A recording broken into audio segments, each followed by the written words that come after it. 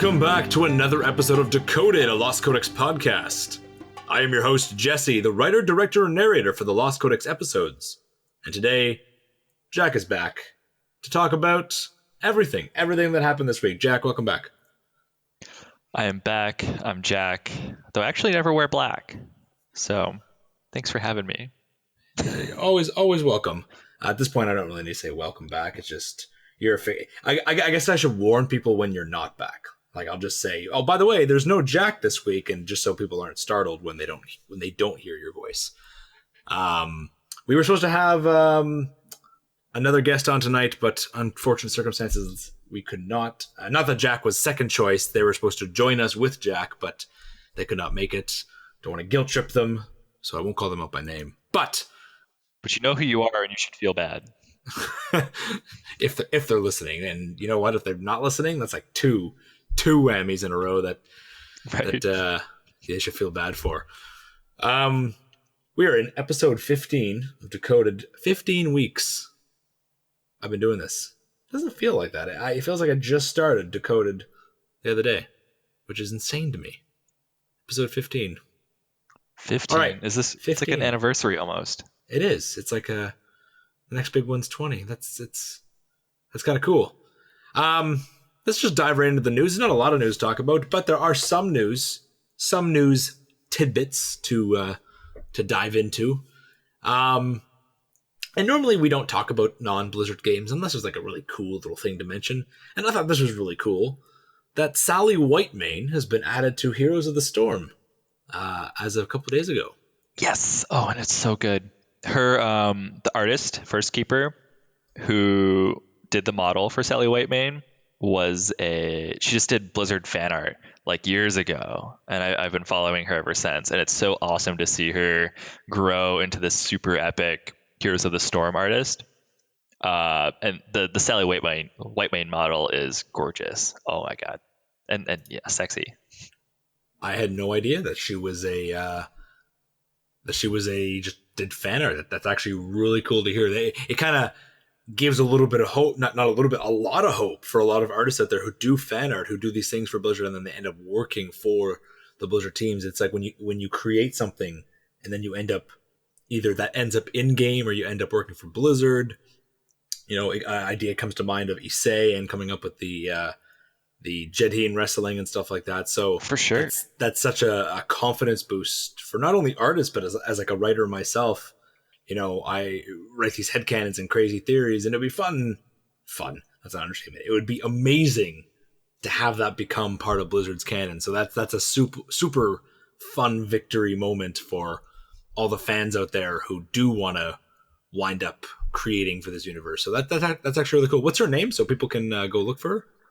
It's Firstkeeper. Her name's Russian, I believe, her actual name, so it's kind of hard for me to pronounce. But if you look up Firstkeeper, you should find her. I can give you her like Instagram and ArtStation links if you guys want to check her out. She also does cosplay. Like she did a mean Demon Hunter cosplay a couple of years ago. That was like, holy shit, so good. You guys may even recognize her based off of that. We're gonna post her in the comments below, and if I don't, because I'm really guilty of doing that, there are links in the comments below, and then I never actually link to anything below there. Call me out, and I'll fix that. But that's really cool, and reason I bring her up is because, you know, Sally Whitemane she's one of those lore characters. Not that I don't want to say she's not important, but she's not a main character yet. She's been around for so long in World of Warcraft. All through Vanilla WoW, you know, we knew her and her chapeau. That hat back in the day was, you know, highly sought after because it was crazy good upgrades back in the day. And then it was always a holy paladin who took it because I need it for my healing set. No, you don't. We're cloth, you little bitch.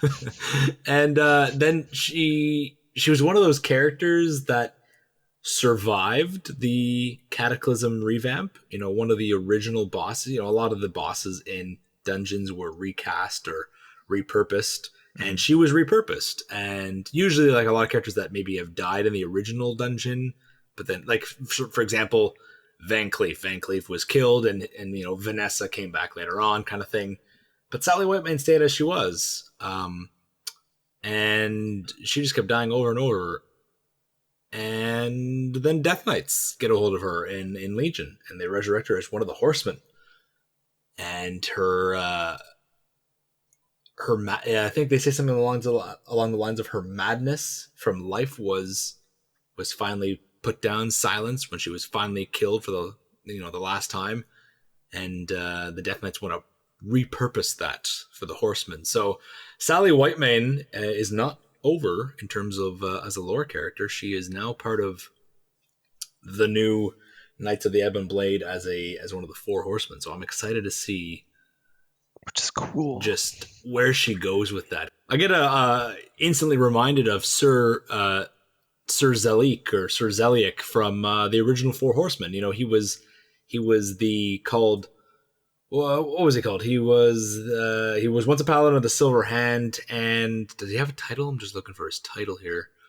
Doesn't have a title, but he was one of those bosses that didn't want to fight you. He wasn't evil when he was part of the Scourge. He says, leave, I beg you, while you still can. And he fights with his other 4 horsemen. He goes, you know that I take no pleasure in this, or forgive me, brother, this is not my choice, but you must die, the master commands. So we got this really righteous, pure being, and not that Whitemane was, good in any kind of way. She was pretty ruthless, pretty brutal when she was alive. So I'm eager to see how that translates into Death Knight Whitemane. She was the vindictive side of the light that we see so rarely. So rarely, and we're seeing a lot more of it lately. Yeah. Oh my god. But Zera, I mean, that was crazy. So Sally Whitemane is now in Heroes, which is kind of cool. So if you're a fan of the Scarlet Crusade, go check her out. Some other news, we have the raid schedule for the very first raid of Battle for Azeroth. Uldir will be launching on normal and heroic modes on September 4th, 2018. That's so soon. Right? Like that's practically a month. It gives 2 weeks, 3 weeks for people to level, which I think is good because it doesn't force people to finish up in a day. It doesn't force people to get to 120 in 2 days. People will still do it. But having that schedule, gives people like relax. There's 2 to 3 weeks. Just take it easy. Don't, enjoy the content so that 2 weeks from now you don't say there's nothing to do in game, because there's always going to be someone who says that. Comment. I'm just going to jump in here because I have a friend who listens to this, and he says every time I do my stupid voice when I'm mocking people who complain, I always put on this voice like this. He says it bothers him to no end, and it's literally just my troll voice. Like when people are trolling or they're being incessantly annoying to Blizzard or to players or mindless circle jerks. Anything that just bothers me, I instantly put on this voice of whatever. And I did it for the Holy Paladin. I need it for my Holy set. No, you don't need it for your Holy set. And now I'm doing it for there's no content after a month. I do it for everyone. It doesn't matter what you do. If it's something I disagree with, I'm gonna put that voice on. And it's hopefully no one he's not offended by it, but hopefully no one gets offended by it. It's just my shut up. I'm offended. Shut up. I'm offended, like said that. Jack. So someone commented last week. He's like, you do that annoying voice. And I'm mimicking him in that voice now that I think about it. You do that annoying voice when every time you quote someone stupid. So there we are. I'm ultra meta by quoting him, by saying this. You're welcome, Devin. Beautifully done. September 11th, which is going to be the week after. The Mythic difficulty goes out, and the Raid Finder opens the Halls of Containment, which consist of Teluk, Mother, the boss is just called Mother, Zekvaz, Herald of N'Zoth. And then Raid Finder Week 2 opens up on the September 25th, and then October 9th is the final Raid Wing Finder, number 3. So we have our raid schedule, and that means Jeff and I have our schedule to make our Uldir video. So we better get moving on that. Ooh, that's going to be fun, considering I know nothing about Uldir, and we're a month away. All right, I'll figure it out. We'll wing it. Same. We'll do it live. And most importantly, the most important news of the week, Jack got his spell wing, his spell bird. I got my spellbird. I got the fancy sparkle bird. This all thanks to Tanner Wurgle. I think it's Wurgle. Is that how you I'm not pronounce? sure. Tanner, thank you, Tanner. Anyway, shout out to you. Thanks for running us. I would never get this fabulous ass bird otherwise. And let me tell you, it perfectly matches my transmog, which is kind of orgasmic. I'm just oh my Jack, god. you need to send me a picture of Anzurum on the birds just so I can post it so everyone can enjoy everyone's going to enjoy this image. It's just going to be the thumbnail is just your character on the bird. On a more serious note, I think it's super awesome of Perky Pugs and all those guilds who organize these friendship bird runs. You know, they did it for Friendship Moose back with the Moose in Warlords, and now they've done it again. Assuming that Blizzard follows the same pattern, they're going to be doing it again for the end of 8.0's entire storyline. Or not 8.0, I guess 8.3 or 8.4, whatever that rate is. So it's really cool that these guilds do this because, you know, they don't have to, and they're able to clear heroics so easily that they just bring people in, get them to sit in the corner and die, and they can. It's so awesome they can just that as like a charity thing. And they're fucking badasses. Like watching them, I'm like, damn, you right? Guys. There's so few of you, and you guys are just wrecking. They tell you, like, literally half the group. My scrub ass is dead in the corner. Be alive and not do anything live and scribbling up, and they still manage to do it. Yeah, that's it. Just fix your transmog using Mogget. So thank you so much to Perky Pugs and all those guys who did that. I know there's many guilds out there and many people, and you know, people sell the runs as well. It's viable to make some money. But the kindness is awesome to have people band together, and there's so many people who want to do it. So there has to be like some sort of raffle or some sort of lottery system, which is Perky Pugs did it really well. So thank you, Perky Pugs. Thank you, congratulations to everyone who got that. And if you don't have your Spellbird yet, you still got time. Get in. It still exists. Yeah, some people think it's not there anymore, just like the Mage Tower, but it's still there. I think it was my friend, our friend, the friend of the Lost Codex, Zuanich, who was on a couple weeks ago. Her guild was trying to offer some runs, and so they were offering in trade, and people were yelling at them in trade, telling them to screw off and stop trolling because it's no longer in game. And they were like, no, it is. Blizzard said that it was in game until August 13th, and no, it's not in game anymore. And here's my stupid voice coming out, but it was taken out in the pre-patch. Like, no, it wasn't. It's still in game right now. So if you're one of those people who think it's gone, surprise, it's not. Go get your Spellbird. You got 2 weeks left. Less than 2 weeks. Holy shit, less than 2 weeks. I know. Tuesday we're getting another batch of content. Get in runs. Get in a charity run. Buy it for 100k. You might say, "Oh, I don't need it now," but that's the only bird like that. That's the only mount like that. There is one that drops in Warlords, but it's like a impossible drop. So just get this one. Just go out and get it. You won't regret it. And with that, we're going to dive right into the podcast. This week's podcast topic, you know, Jack just kind of transitioned into it with the content coming on Tuesday. But what about the content we got last week? Man, we got some feedback on that. This was one hell of a week we had. So this episode we're going to be talking about Daughter of the Sea in full analysis and the War of the Thorns, Chapter 1 that's going on in game right now. And allow me to go off on a little bit of a tangent. And this is a tangent of love. Please do. This is a tangent of love. I am not upset in any way. But I kind of regret putting out our War of the Ancients Part 4 episode on Monday. I thought, the day before Tuesday, the day before the big patch day with all the lore comes out, we're going to put out this really big video. Night Elves, Malfurion, Tyrande. It's gonna build a lot of hype. Everyone's going to be clicking on it. It's going to be great. So there we are. Last Monday we drop History of the Night Elves Part 4.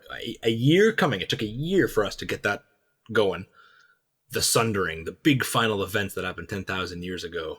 We put it out there, and then Blizzard drops Jaina, Warbringers Jaina, which was the most amazing thing they have ever put out in the history of everything.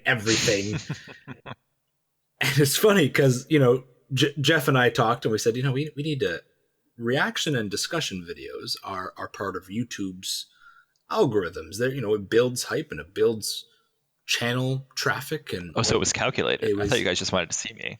No, it had nothing to do with you. You were an afterthought. Oh, okay. You were totally an afterthought. But we actually talked about this weeks ago, and Jeff said, I used to do a lot of the reaction videos when 7.3 came out and the plunging of the sword and all that stuff. So we thought, okay, we need to get in on this, and not to like just for the sole purpose of getting those YouTube views, but it builds conversation and it builds hype, and it also builds traffic towards our channel. So we thought, okay, we'll do it.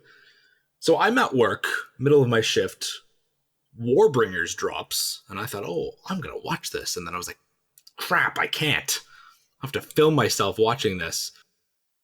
And Jeff, not that Jeff didn't want to be in it, but Jeff's like, I'll watch it, but I'm the one who's gonna have all the crazy thoughts and things to spew about.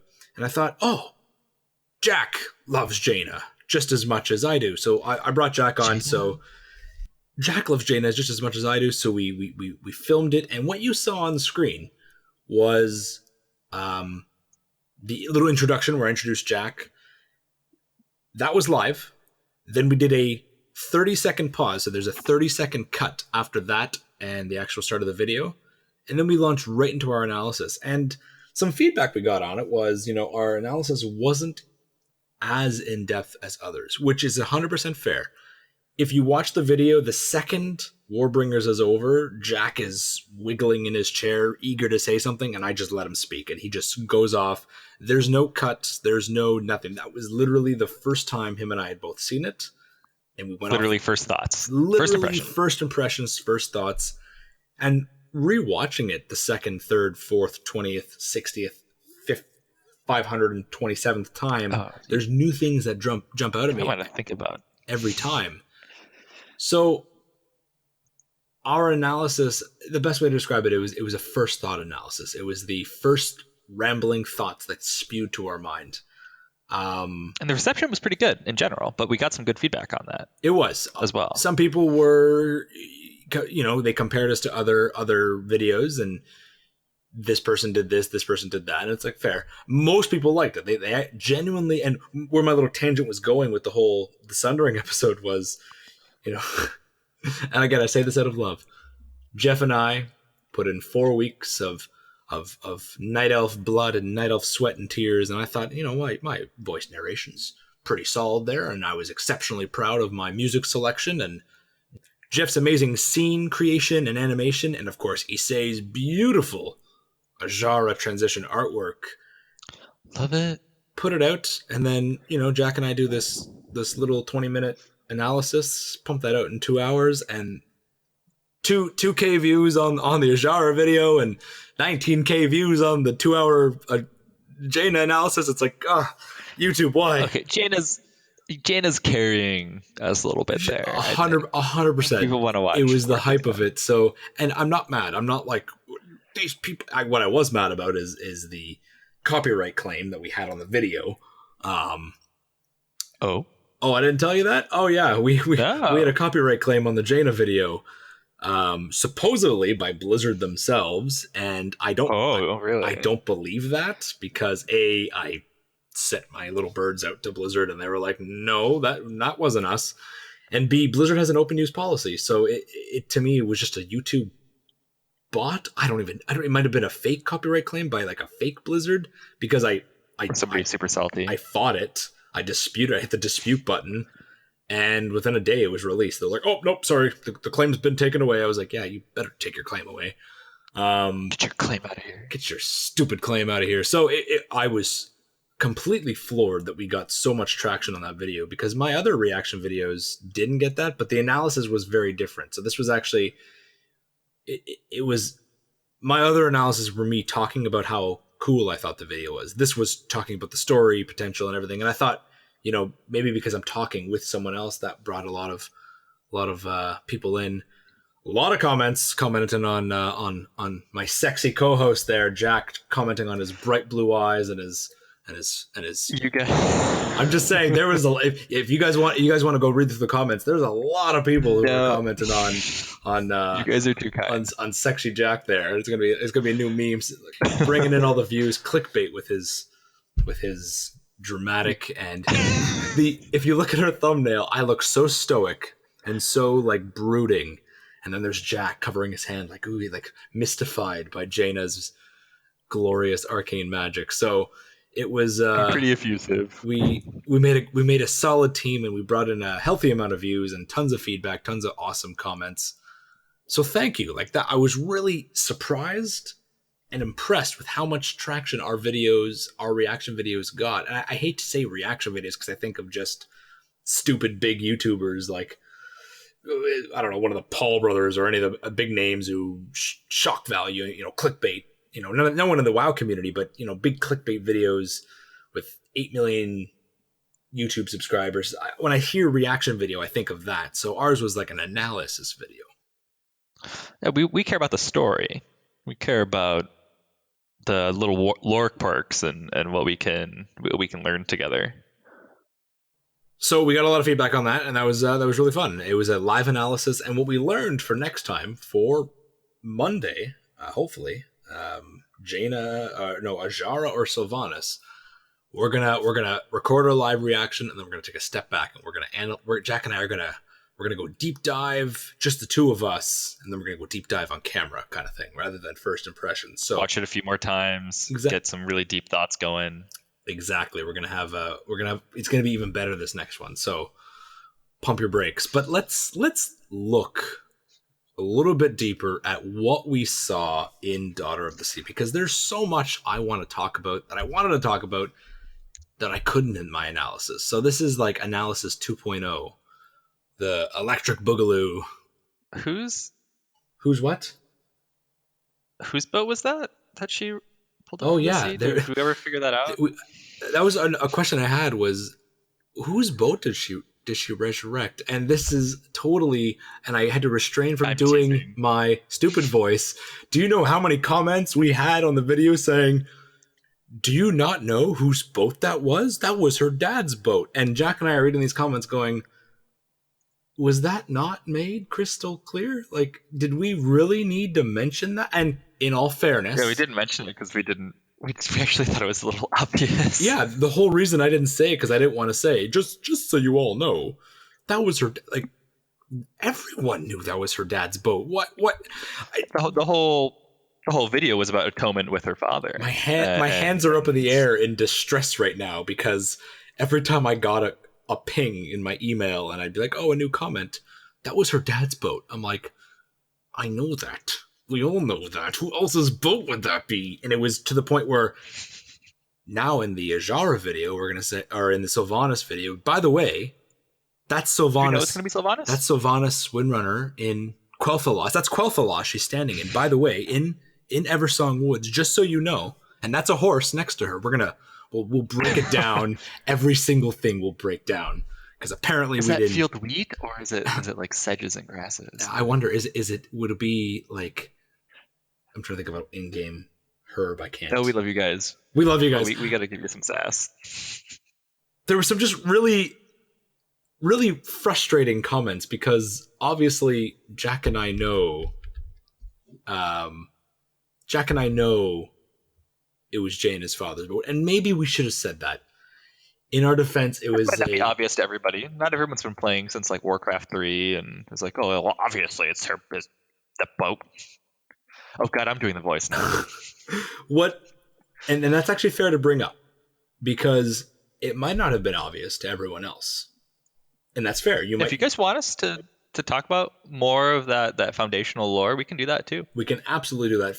A lot of the comments weren't about talking about it because they didn't know. A lot of the comments were almost accusatory that we didn't know. Like, one comment that actually got flagged as spam, I didn't flag it, I got auto flagged, said something along the lines of, "You idiot, that's her dad's boat." And I was like, I know that.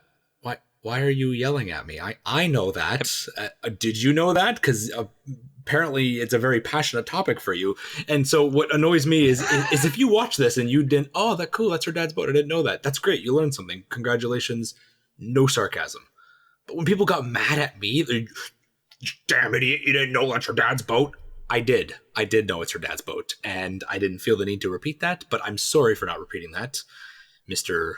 Lord of the Salt Seas there. I'll bring that up next time. But yeah, it actually got flagged by YouTube as a spam comment.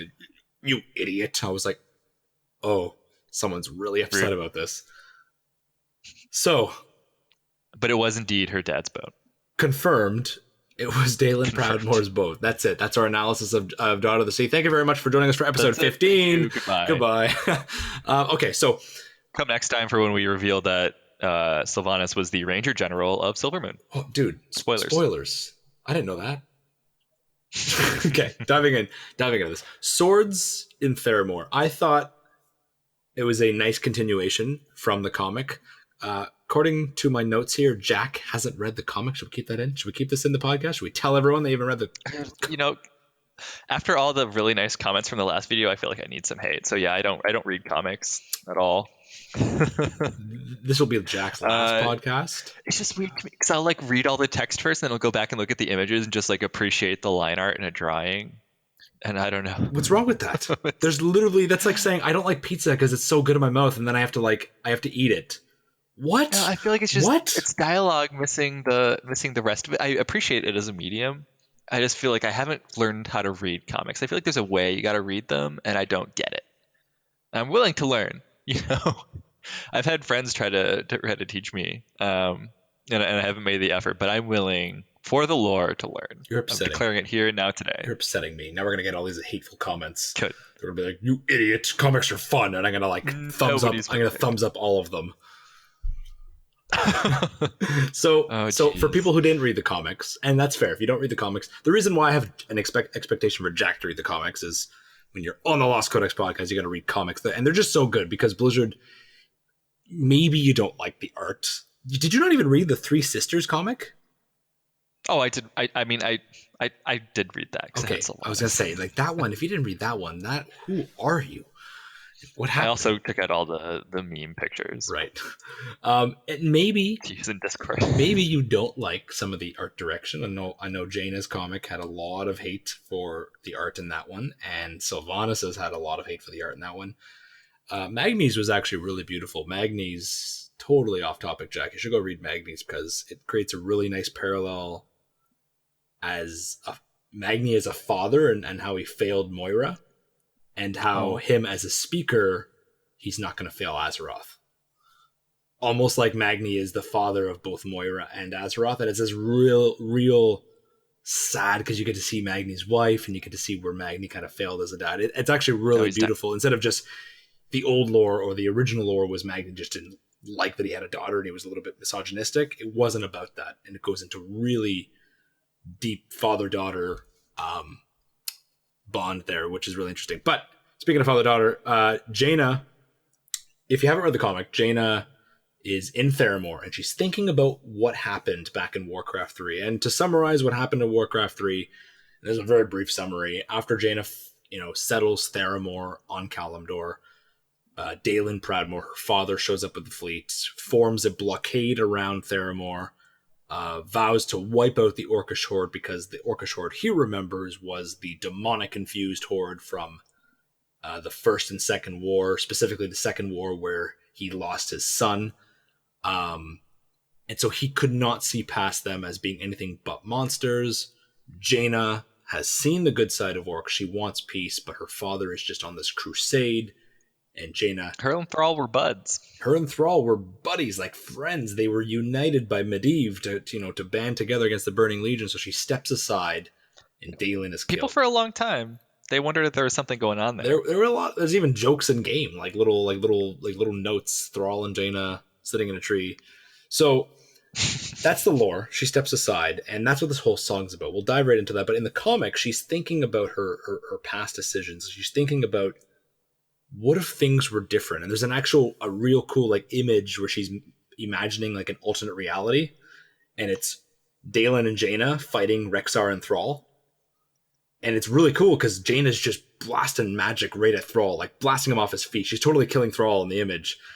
And Dalen, I don't know why they decided to go for this, but he's killing Rexxar, but he's throwing his sword at Rexxar. Like he just throws his saber like it's a throwing knife, and it just penetrates right through. It's funny because you're like, why would you throw your sword? Like, anyway. And then it shows like a little flashback where little kid Jaina is standing next to her father at her brother's grave, and Jaina's crying and her father looks all sad, and it really reflects. And so what happens is, in the comic, she teleports to Kul Tiras because she has to see what's become of her. Like, what do her people think of her? So she teleports to Kul Tiras, but she casts illusion on herself. So she disguises herself as another human. And she's sitting in the crowd. She's standing in the crowd in Borealis, and there's a Remembrance Day sort of ceremony going on to remember the fallen from years ago. And her mother, Catherine Proudmoore, is up on stage talking, giving a big speech.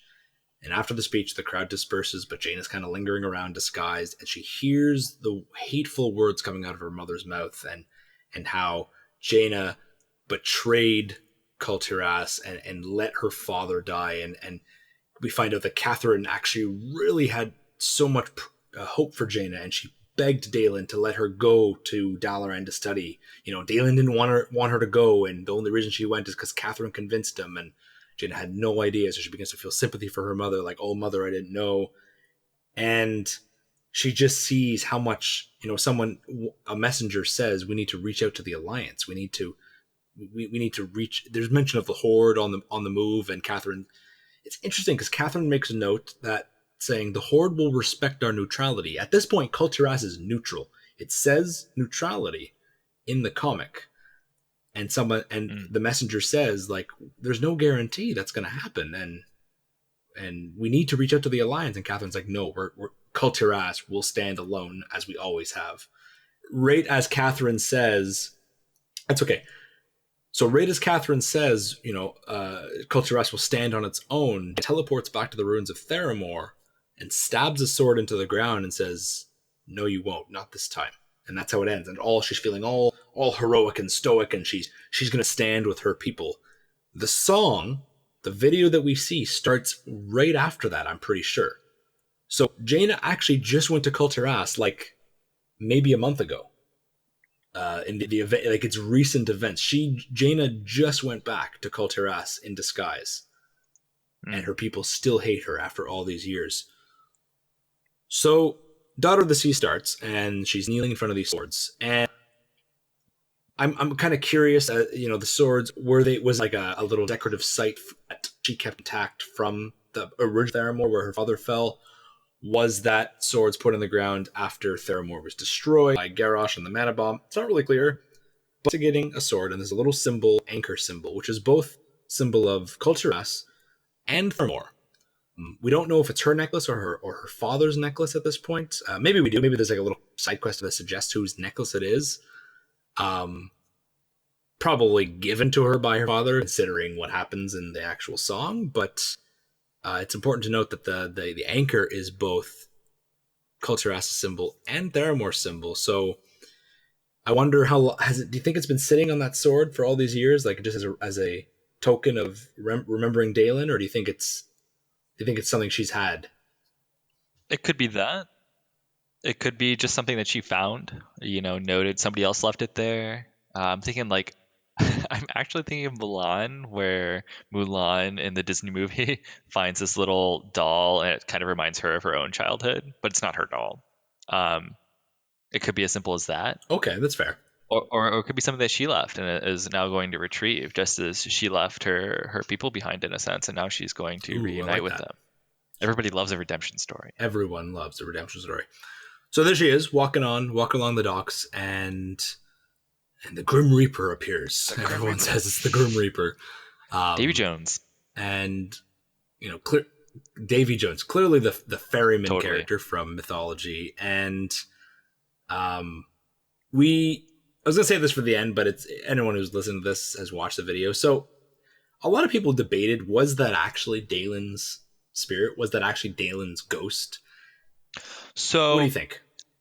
there's a number of ways you can interpret the lore facts of this. Actually, I've thought about this pretty deeply, especially after talking to people on our Discord. If you guys want to join in discussion, check that out. But so it could be pure metaphor. It could be just something she's imagining, or a visual representation of what she's feeling. Because remember, this is all illustration. This is song. This is music. This isn't like an in-game cinematic.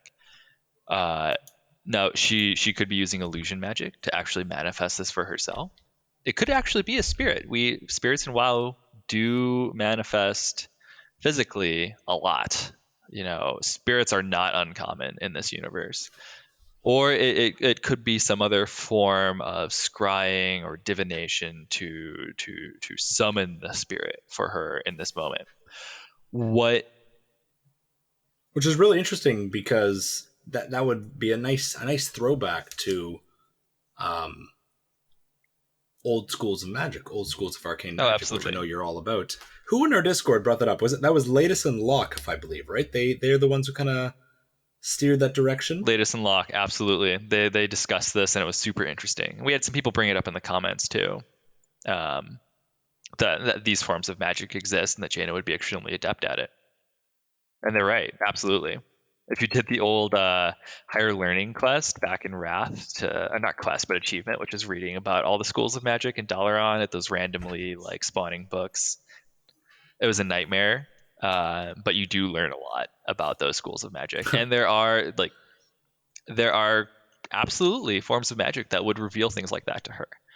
But regardless of whether those spirits were literally there, whether she was using some kind of illusion or divination spell to see them, what's true, or it's regardless of any of that, we are taking away the same message. We're taking away the same character moment, which is that she is atoning with her father, and that's for a hero. If you like to analyze these kinds of journeys like this is a really profound and important moment for a character, where especially if they previously were in a state where they were resisting the father, where they were resisting uh their sort of paternal destiny. And in this case, Jaina literally betrayed him in a very direct sense.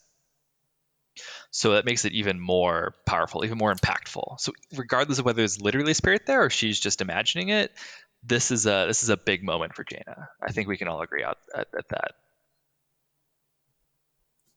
To quote the fabulous wizard Was that me? Albus Dumbledore, Oh, just because it's happening in your head doesn't mean it wasn't real. oh And I think yes, that's true. what's I think that's why that's not the exact quote. Forgive me, David Gregory, for that's not the exact quote, but forgive me. But that's the whole point of that, of Jack's little tangent there, is exactly that. No matter what it wasn't about what it was and was it real, was it not real. It's about the message, and the journey is real. Um, my opinion, not that it matters, but it's not her father in ghost form. And it's, to me, it's this emotional journey she's on. She's atoning with her father in this sort of mental journey that she's going through. And she wouldn't imagine her father there to guilt her, but it makes sense that the ferryman, She's the facing her father. character, exactly, the ferryman is bringing her through her past, through all of her guilt, everything that's happened. And it turns out that it's her father who's bringing her to the final crucial moment. We'll get there after. She's had to have had this. Sorry to interrupt you again, but she's had to have had this fracture in her heart, this dissonance for so long since that moment.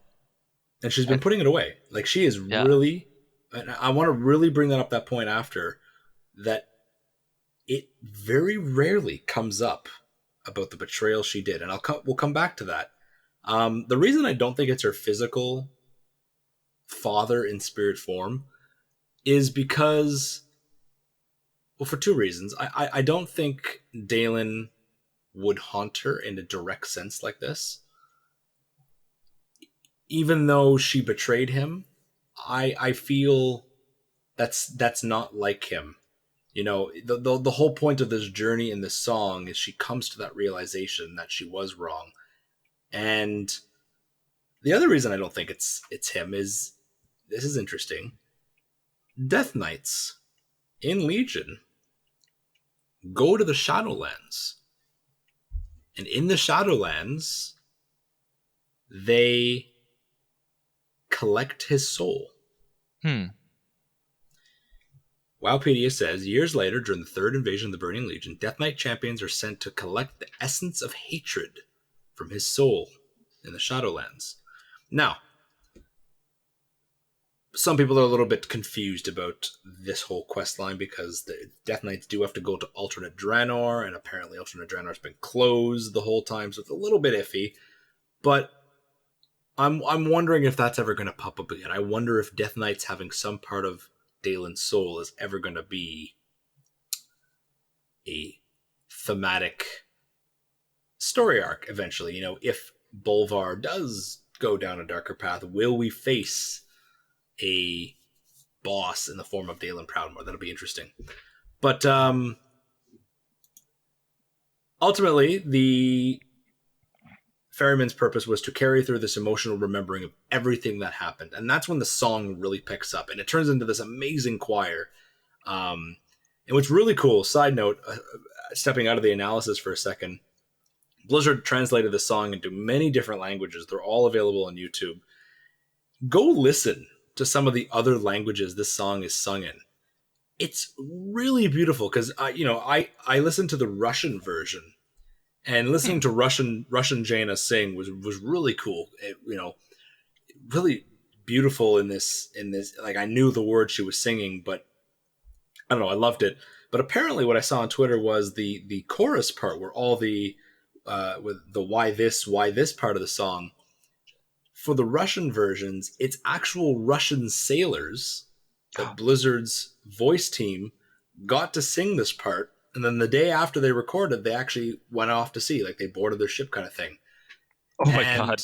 To me, that's so cool. That's just Blizzard reaching into the world and ripping into this. Like, the fantasy just sinks so much more easily when you think of it, and that's only for the Russian version, but still, that's so cool to think that Russian sailors are the actual singers behind the chorus for the Russian song.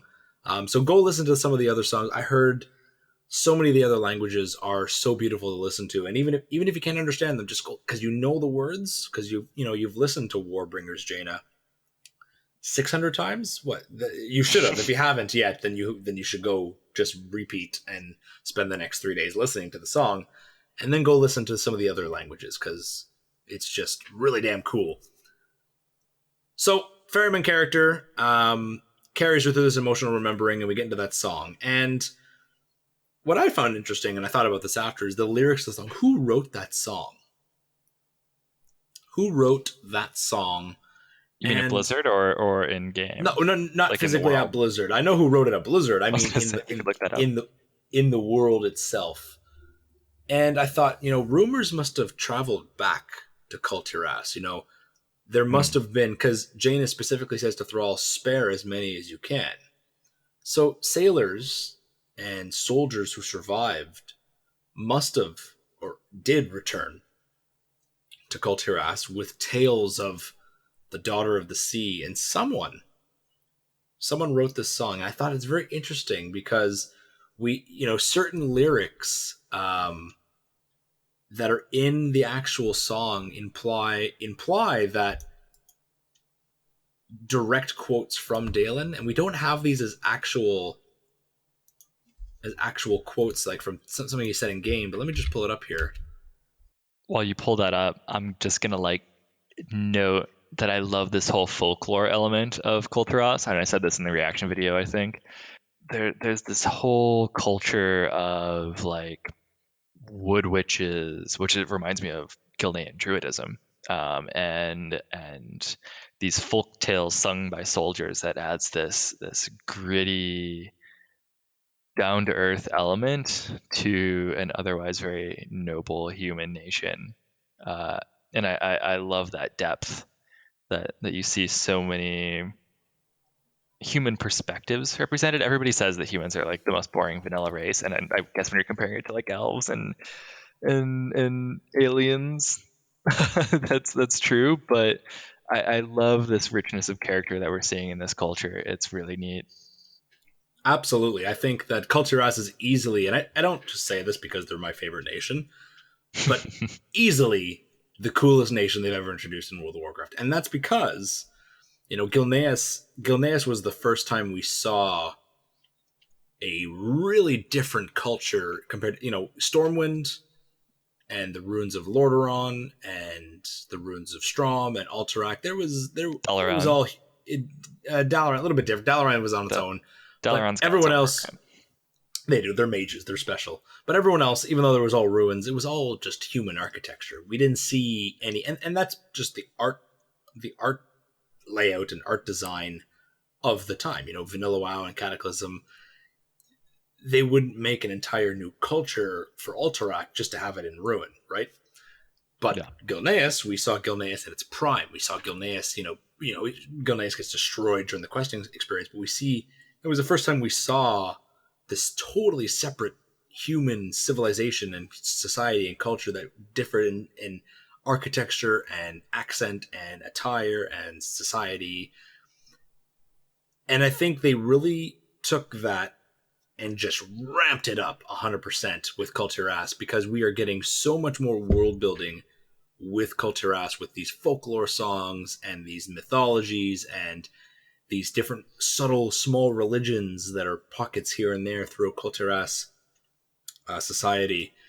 And the Gilneans just kind of felt like the Gilneans are still cool, but the Terrassians, the Kultirans are so much more, and I'm so excited that Blizzard is exploring so deeply into this society, and I honestly can't wait for Culture S.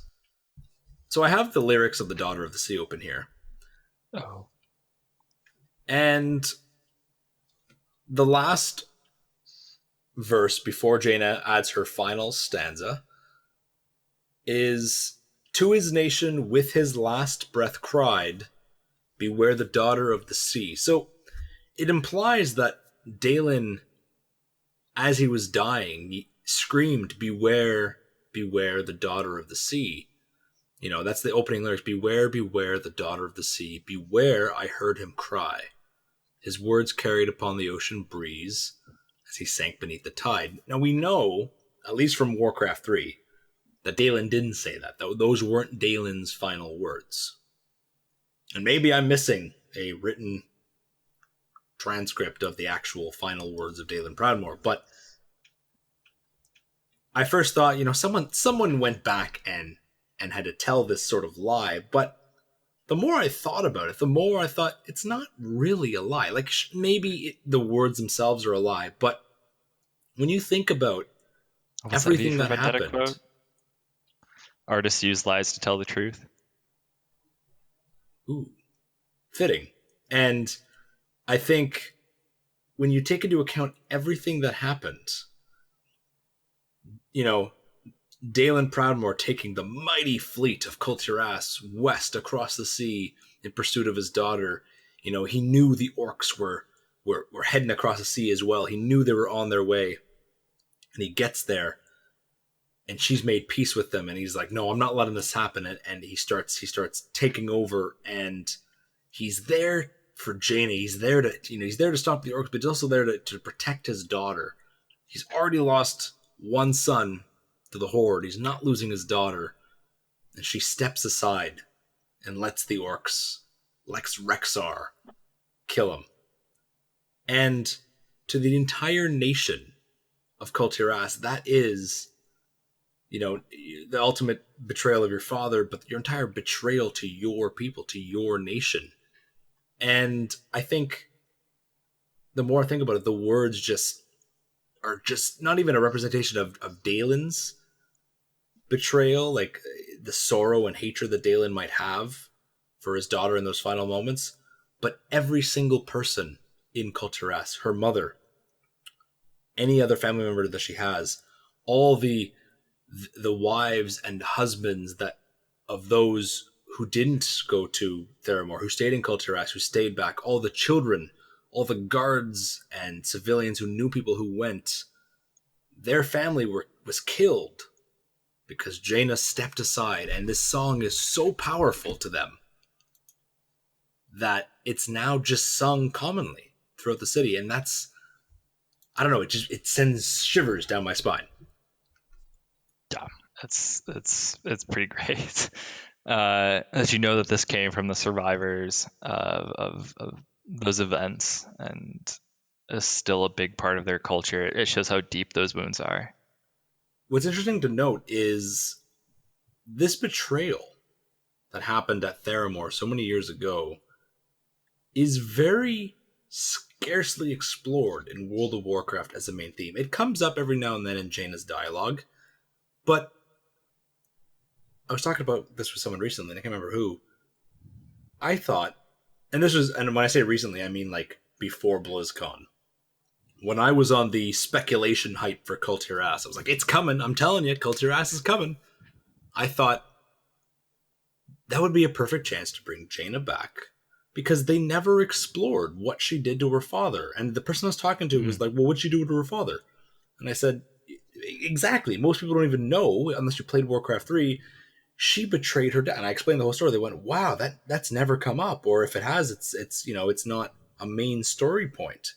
That's true. It's not like Arthas killing Taranis, right? Arthas killing Taranis is referenced everywhere. That is the crucial moment Lordaeron fully fell, was when the sword plunged through Taranis' chest. But no one talks about Rexar's axe burying in Daelin's back, and how Jaina stood aside as it happened. I know people are going to make comparisons there, that Arthas killed his father and Jaina allowed her father to be killed.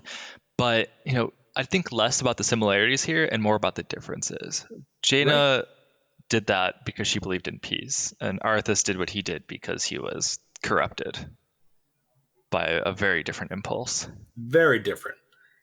Everyone's going to say, Jaina's the Lich Queen, but no, Jaina's not the Lich Queen. Her eyes are blue. Her eyes are blue because of Arcane.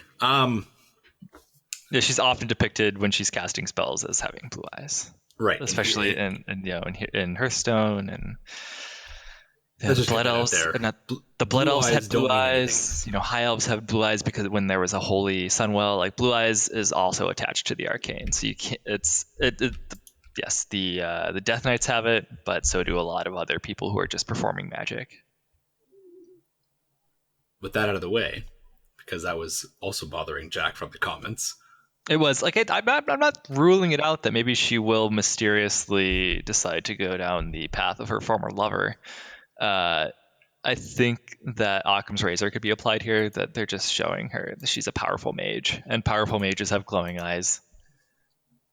So this betrayal, and I don't think, and I'm so glad that Blizzard. And I asked this at BlizzCon. I said to Alex Afrasiabi, like, are her people like going to accept her? Like, what's going on? And he looked at me and he was like, do you think they'll accept her? And I was like, absolutely not. And then he kind of smiled. And I'm so glad that they're going so deep. And for anyone who doesn't know, Jaina goes with us to Kul Tiras when we first get there. And there's going to be a scene with Mama Proudmoore, and it is not pretty. If you're looking for some drama, this is it. Buckle up. Proudmoore soap opera's coming on, because this is a long time coming, and rightfully so, because she betrays her father. His troops, his fleet, his guards are all killed. Well, not all of them, but they're killed in this orcish attack to overthrow Daelin Proudmoore. How many innocents, and I say innocents from their perspective, because from the Horde's perspective, I'll put on my orcish mask, my Horde face right now. Those guys, we settled our city here on Kalimdor, much to the Night Elf's disapproval. And now these humans come on board, old man yells at orcs, comes shaking his fist at us, like, come on, let us live in peace. So I get the Horde's perspective. They were like, whoa, buddy, we just want peace. But from their perspective, these are monsters who have now been allowed to regroup and resettle, and they have run rampant in 2 different wars We can't let it happen a third time. And so these innocents, these men who go there, people are going to get mad because they use the word innocent. They're not innocent in that they didn't do anything wrong, but they're innocent. They're fighting for their beliefs, fighting for the protection of their family and their world against the most foul monsters that they can imagine, because that is what they see the orcs as. And Jaina just lets them die, just says, spare who you can, and Thrall is like, we'll try. And I choose the monsters over you. Pretty much. I choose Father. These green skin savages over the men and women who protect and have been raised in the country that I was born in. That is over my people. Over my people. And I not only am I just a citizen of that country, I am the daughter of the leader. She's not a princess, FYI, she's not a princess.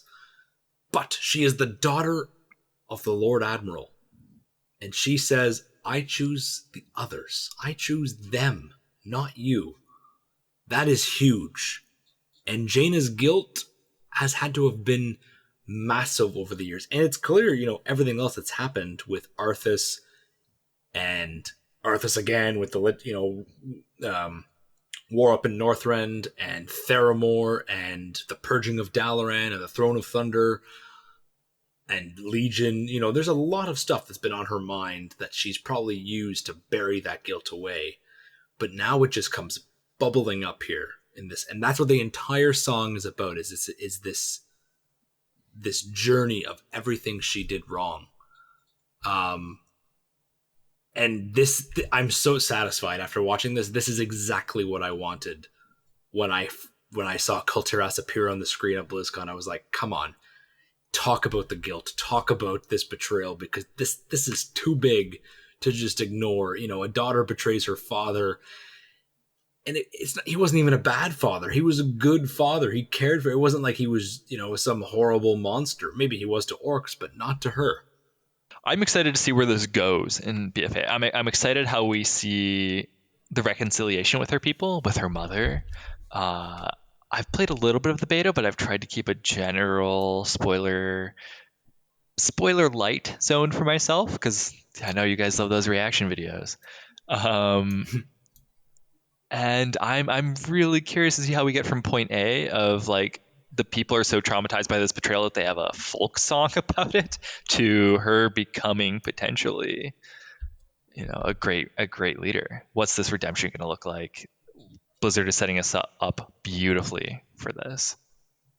And rightfully so. I think a lot of people have this hatred for Jaina because of how she's viewed the Horde, and how, especially in recent times, because she was all gung-ho for peace. She was, the one begging Varian. She stops Varian from attacking Thrall in the Battle for Undercity. She gets upset when Varian and Garrosh go at it in Dalaran in the Ulduar cinematic. Oh, there was a great comment on this point. I'm actually going to search for it real quick, if that's okay with you. I have it ready for me right in front of me, because that's the one you responded to, right? Yes, it's the. Yes. I rarely ever respond to YouTube comments. You guys know me. I've said a few times I'm very social media averse, because I can rabbit hole on a comment thread for hours, and it's not healthy. I have the comment right here if you want me to read it. Absolutely. So the comment is, and this is perfect. This is from a Horde player. I was one of those Horde players that didn't understand how Jaina changed so drastically. It's not that I thought she had to get over it. I just thought after we do the whole Siege of Orgrimmar thing, it was clear that the Horde also disagreed with Garrosh, and yet she blamed everyone else to the point of not letting the Horde inside of Dalaran, when it was clear that without them, the world would fall. I say that I was because the video, the song, showed me what I couldn't see. How even after she sacrificed everything for peace, she gave up both her family and her people's opinion of her. The very Horde she was defending destroyed everything she had left. She's not just mad because her home was bombed. She's mad because everything she stood for turned out to be for naught. What stood out from the video the most was how she was the one who started singing the song. How it showed regret and sorrow, because all that hatred she earned from her people meant nothing in return. That was from Brain, TH Brainth on Great YouTube. comment. Absolutely perfect analysis of what Horde players should understand. And I say this as a Horde player. I say this as people who hate Jaina Proudmoore because, you know, even before this video, it was clear to understand, or it may have been clear to understand why she hates the Horde so much. And I would get into conversations with people about, you know, how much she sacrificed and why her abandoning, maybe that's the wrong word, why her abandoning the Alliance in Legion is not so much this horrible act that she betrays the Alliance. She doesn't betray the Alliance. She feels betrayed instead. And there are people who call for her head, people who say Anduin should have her executed for abandoning the Alliance. And it's kind of like, do you not realize how much, like, ignore peaceful Jaina once upon a time. Let's just look at the Horde hating Jaina that happens in Mists of Pandaria, the beginning of Mists of Pandaria, with how much the Horde betrayed her. They infiltrated the Kirin Tor ranks to allow Horde inside the city. They, you know, Dalaran did not go to her call and attack the Horde openly, but that wasn't exactly a betrayal. Then the Kirin Tor, the Sunreaver specifically, betrayed her again by letting Horde use neutral portals in Dalaran. One by one, the Horde did all these little things that led to this angry, hateful Jaina, and then you have to remember everything else that she was. She gave up her father, her people, all of that for the Horde that she believed in. She trusted Thrall, and Thrall just said, "Here you go, Garrosh. Here's the Horde." And she goes to Thrall. Sorry, go ahead. I was going to say, in Wrath, there's actually a little cutscene with Jaina, Thrall, and Garrosh. And Thrall is being very peaceful, Jaina's being very peaceful, and Garrosh is being a motherfucker. He's being an asshole. He's being extremely aggressive. He's being really warlike. And what Jaina sees is after some time, Thrall says, okay, this guy's going to lead. This guy who's demonstrated that he's not for peace, he's not for this thing that we've mutually stood for, is now going to lead the Horde. And he had his reasons, but that's another example to Jaina that says, like, hey, maybe Thrall was an anomaly. Maybe Thrall wasn't the Horde. At least that's how I see it. In Tides of War, when the Horde is on their way to Theramore, she goes to Thrall and she says, help. And he doesn't. He doesn't help. And people, he was he was healing the world. I get it. He's the world shaman. I get it. But there's Earth Order. Thrall only steps in after Vol'jin gets a knife in the throat, rightfully so. And to me, Thrall is so much to blame, and that's part of his character flaws for Jaina's behavior now, because, as you just said it perfectly, Thrall was an anomaly. Thrall was a different kind of orc because he was raised as a beaten, cruelly treated slave by a human overlord, but he also had some good humans in his life. Taretha Foxton, Sergeant, the trainer who trained him. These two humans impacted his life so much, plus the orcs that he met, plus Blackmoor, turned Thrall into this not an orc. And that's what Garrosh calls him. You are an orc no longer. You've never been an orc. And in truth, Thrall fans are going to get upset. Thrall is the furthest thing from an orc, from the true orcs of Draenor, the true orcs that came to Azeroth. Orgrim Doomhammer was a true orc. He wasn't totally insane. He made a lot of mistakes. He tried to do what was best for his people. But he was still an orc. Thrall was different. And that's all Jaina knew until Garrosh.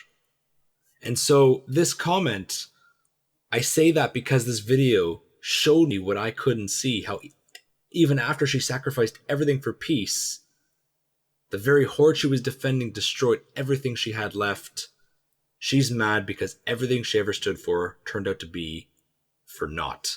that is so important that it all comes down to her stepping aside for Thrall. It all comes down to this. Her initial betraying her father.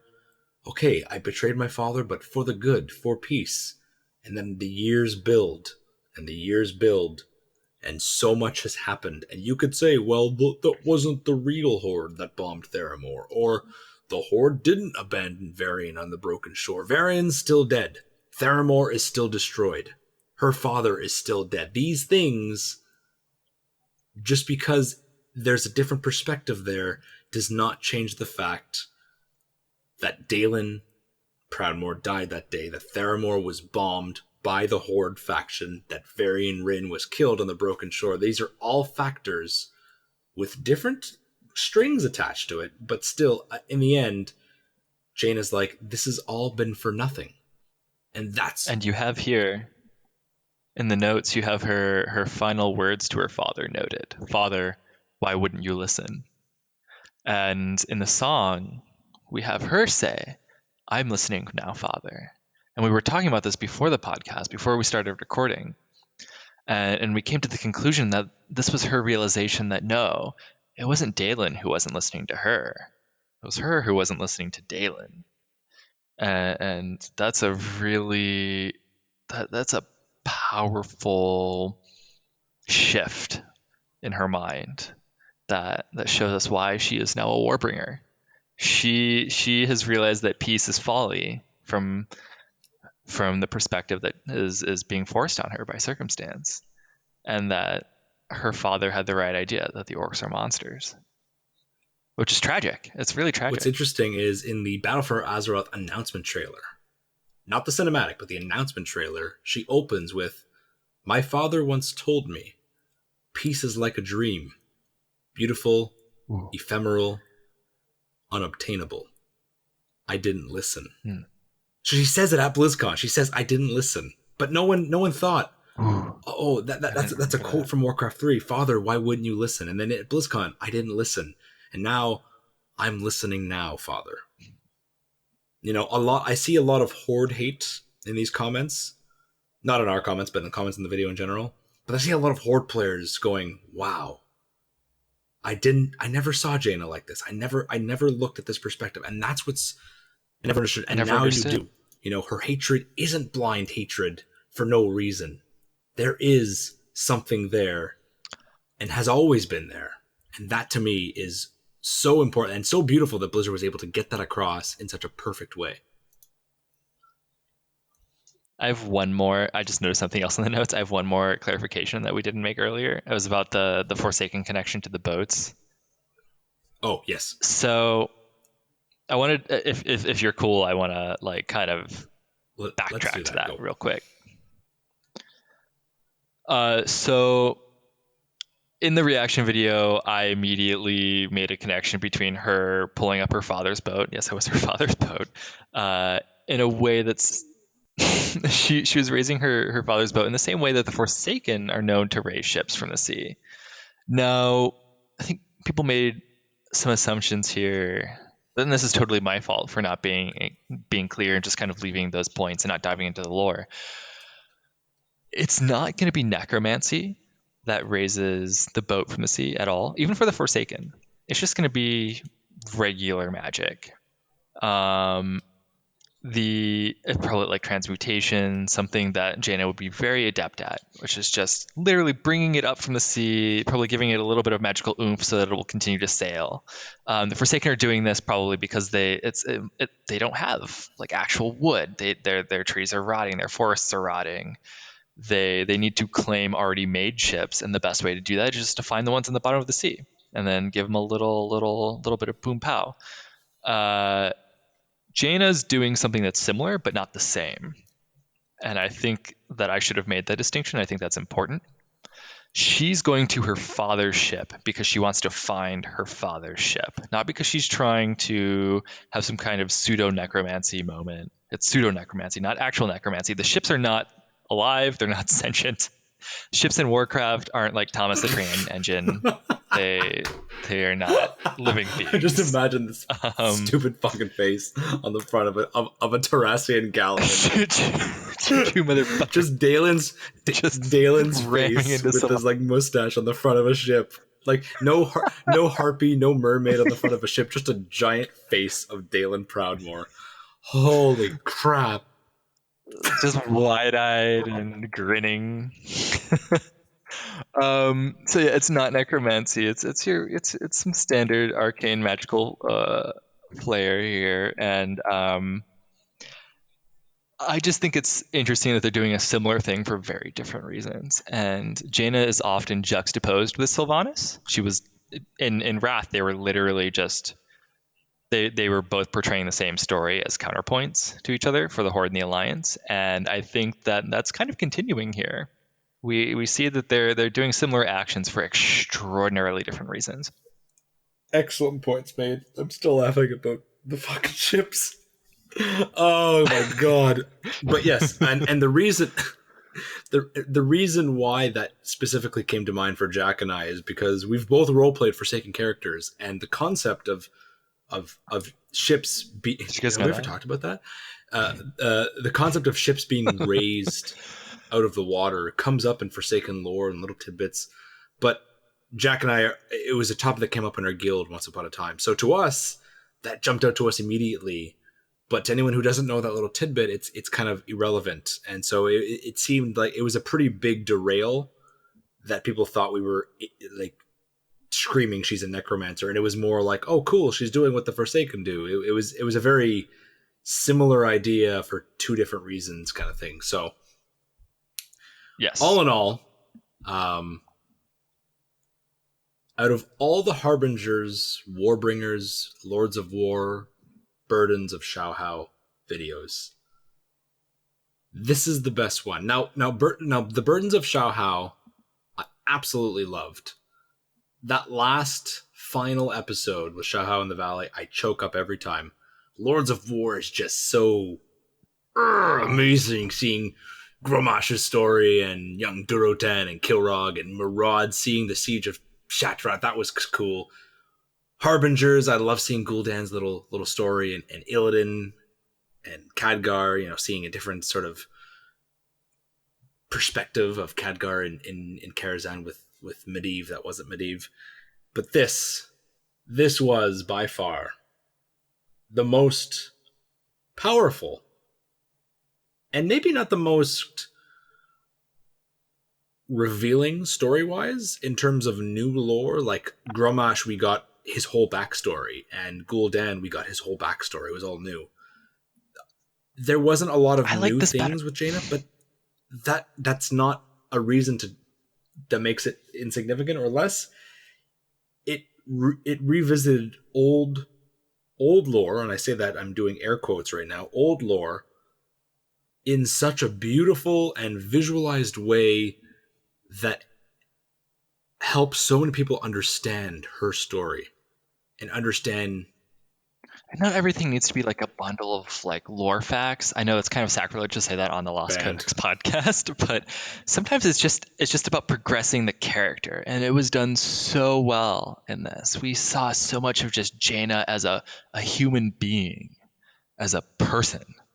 And we don't necessarily need like a ton of knowledge packed in here, a ton of like just revelatory, I don't know, revelatory revelations is kind of redundant, but we don't need new things to be shown to us for that to be impactful. In fact, I think it just being her and this history with her father and her people brings us closer to her as a badass character we've been with for as Taryn more Gregory than 10 said years. at that E3 panel on stage, Jaina's time is coming. Her time in the spotlight, her time for this chapter in her story is coming, and it's about damn time. And honestly, I could not be more excited for more Jaina Proudmoore. Same. So if you guys liked our Jaina analysis, either last week's, the short one, or this one, we'll be redoing this analysis for the next one on next week's podcast. Don't worry. And we'll be doing our live analysis whenever the Ajara or Sylvanas one goes live a little bit differently. So check those out. Leave feedback, comments, what you liked, what you didn't like. Let us know if we missed something entirely. Unless it's like blatantly obvious, like Sylvanas is Ranger General. We know that we're not going to talk about that, or maybe we should. Or we'll talk about Sylvanas' dad's boat. We might. Maybe her dad has a boat that we should probably talk about. I actually don't know anything about her dad. Her dad's boat has a face.